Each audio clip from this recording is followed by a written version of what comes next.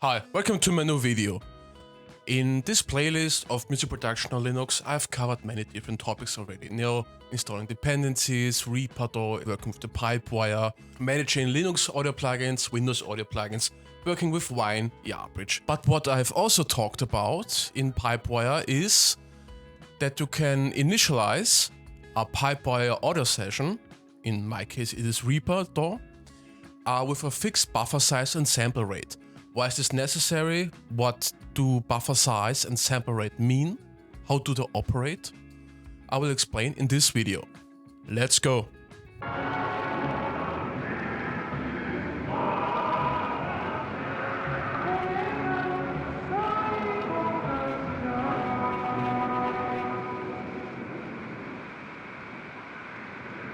When working with audio interfaces, audio DAWs, there are many different kind of factors you have to consider. What kind of hardware does your operating system work with? How compatible is your audio driver, your audio DAW, your OS with different audio setups? Many different kind of factors.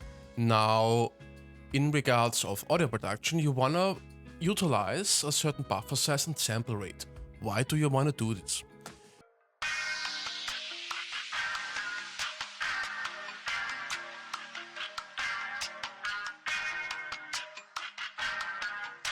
Well, first of all, you want to have the maximum control over your audio driver.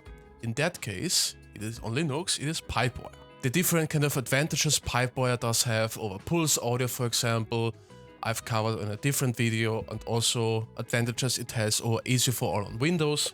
I've also covered that in a different video in this playlist. And yeah, so why am I talking about this? Pipewire is a multifunctional driver, basically. It's not just an audio driver, it's an audio driver, Midi driver, and video driver. Because you can also, for example, OBS utilizes Pipewire to record the screen, for example, on Linux, the Flatpak version, but also the normal version. So our side information for you. So again, why do I work with a fixed buffer size and sample rate? Why do I initialize via the terminal the audio DAW session with a fixed buffer size and sample rate? Well, first of all, Pipewire has a characteristic, and that is Pipewire wants to serve a multifunctional approach. What does that mean?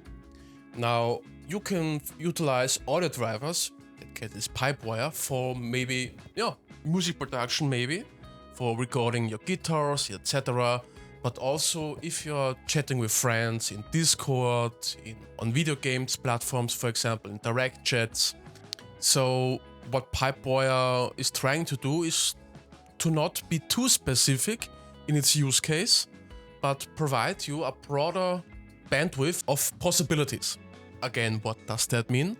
Pipewire changes buffer size and sample rate mid-audio session automatically, if you do not specify anything against it.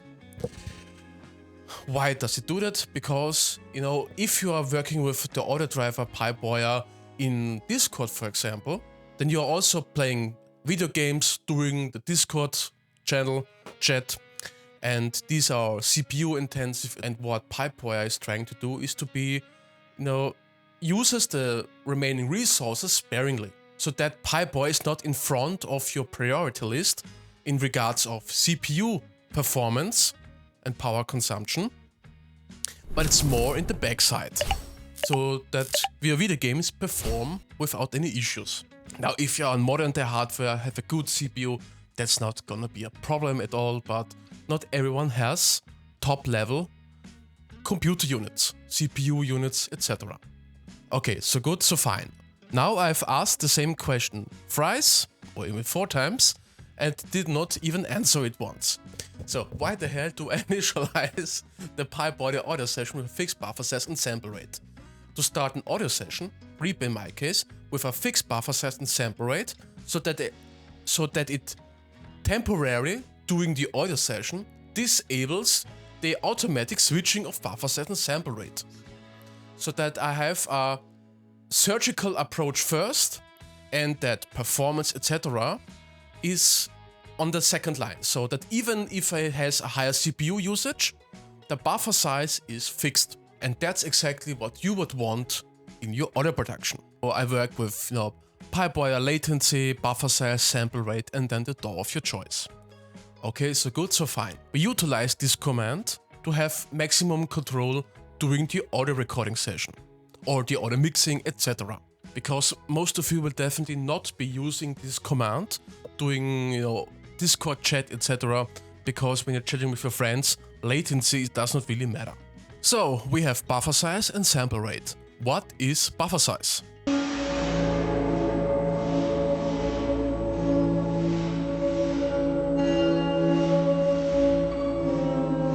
Buffersize refers to the audio data amount which your computer utilizes at certain times. So what does that mean? A lower buffer size coincides with a lower latency. A higher buffer size coincides with a higher latency. Now you might ask yourself, first of all, what is latency? And why is this functionality so important? To manually define buffer size and sample rate. Latency defines the amount of time your computer utilizes to process a signal. Okay, what does that mean? Let's take, for example, a guitar, an electric guitar you have plugged into your audio interface, which is plugged into your computer, with which you have connected it into your DAW, Reaper DAW. In my case, it doesn't really matter. Now, when you record your guitar, you want to have, a good feedback of your audio signal. So when you punch the strings, you want to hear them, obviously. But you also want to hear them through processing.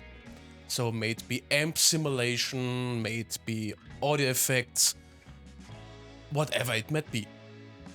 So what you want to have is that the signal, you punch a string and you want to hear it immediately.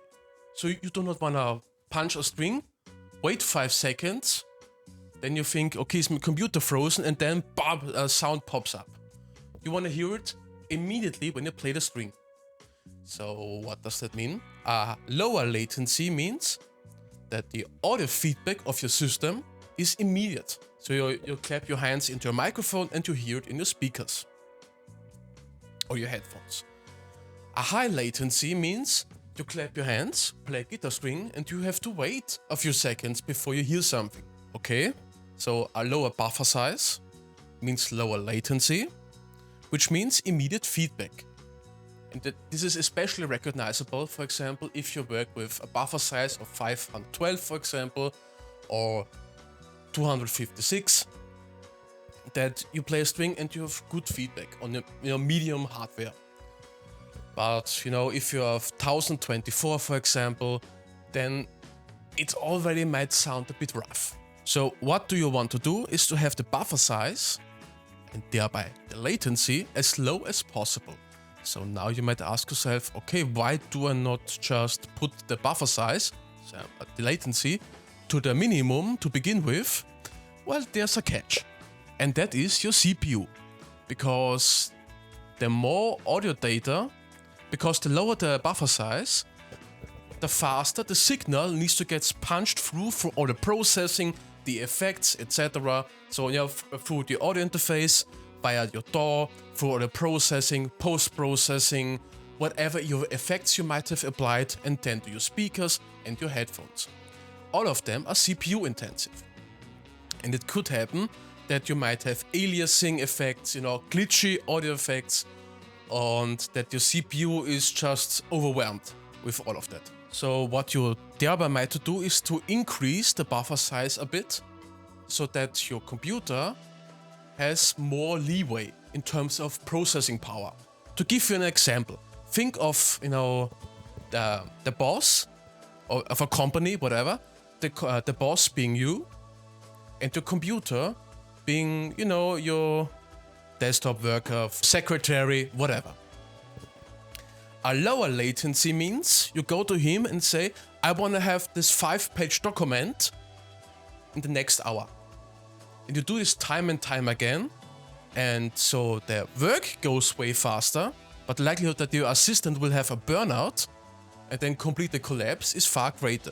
Then you might say, I increase the buffer size, the leeway I give this assistant to say, you have 2 days to finish this work. So you might not have immediate feedback, but your assistant survives longer. This is a rough comparison you might have. So during the recording process, a lower buffer size is recommended to have immediate feedback. Now during the mixing process and also mastering process, a higher buffer size might be better, because when you're not recording something, latency is not an issue. But a higher buffer size means that the CPU intensity is lower, so you can apply compressor, equalizer, delay, reverb effects, some multi-layered effects without any issues, without your CPU having a meltdown. Now in Pipewire, the Pipewire check config page refers to buffer size to quantum level. So quantum size means buffer size.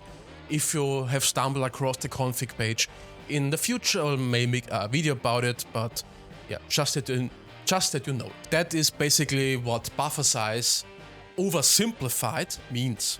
Now we go to sample rate. What does sample rate mean? What does it refer to?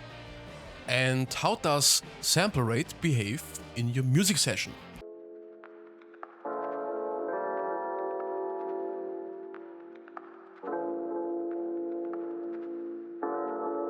Now, when you are searching guidelines on the internet, for example, you will stumble across, a sample rate 48 kilohertz is recommended. Others say 96 is the recommended sample rate. Others say, pineapples on pizza are disgusting. They are wrong. Pineapples are great on the pizza. I tell you. Go fight me. What am I trying to say? The human hearing, has a range of 20 hertz. Roughly, and 20 kHz. And I mean, there are many different factors, of course, hearing loss. If you go to discourse regularly and stand directly next to the speakers, your hearing range might be lower than that. But that's roughly the hearing bandwidth human has. Now, some might be hearing frequencies above it, others don't. This is a different topic now. This is a debate that has religious dimensions. Now you might have recognized something. I've said that the human hearing has an upper limit of 20 kilohertz or 24 kilohertz. Again, people's opinions vary. Now, when in regards of sample rate, there is a talk about 48 kilohertz. So that there's a correlation between the kilohertz of the sample rate and the highest frequencies of the spectrum you want to represent. What does that mean? The sample rate must at least be twice as high as the highest frequency you want to reproduce in your audio session. So what does that mean? If you have a buffer size, not buffer size, sample rate, again, me. If you have a sample rate of 48 kilohertz, the highest frequency you can represent would be 24. Now, there are not many frequencies, classical instruments create, etc. in that range. I mean, if you're working with synthesizers, maybe, but you use, a high cut filter in that case, so that does not matter either. But again, that's beside the point. Higher sample rate means that the amount of frequencies in the higher range you can represent also increase, which thereby means you have a clearer sound, a more defined sound, but also higher CPU usage. So again, like with buffer size, your CPU is the main victim in all of that. So now CDs, for example, work with a sample rate of 44.1 kilohertz. So the higher the sample rate you have, the more clearer the sound is. Now what I can say is 48 kilohertz is more than enough for basic home production, especially if you have problems with your CPU. If your hardware is not the best, then there are no problems in that regard. Of course, there are many different kind of informations in this video. So basically, buffer size means how long it takes of an audio signal to be processed by your computer, DAW, processors, etc. All of them. Sample rate refers to the audio clarity, how clear it sounds, There are some bit crusher effects, for example, with, reduce the sample rate to a drastic degree where everything sounds, like you're speaking through a Commodore, for example, or an Atari. I don't know if Atari had voice processing, but the old video games, but I think you get the message, basically. I hope this video was kinda helpful. If there are some misconception, write them in the comment section or on my Discord channel, also linked in the description. And yeah, I hope this video was enlightening, etc. Keep working, because there's still much to do, and go read or watch Berserk.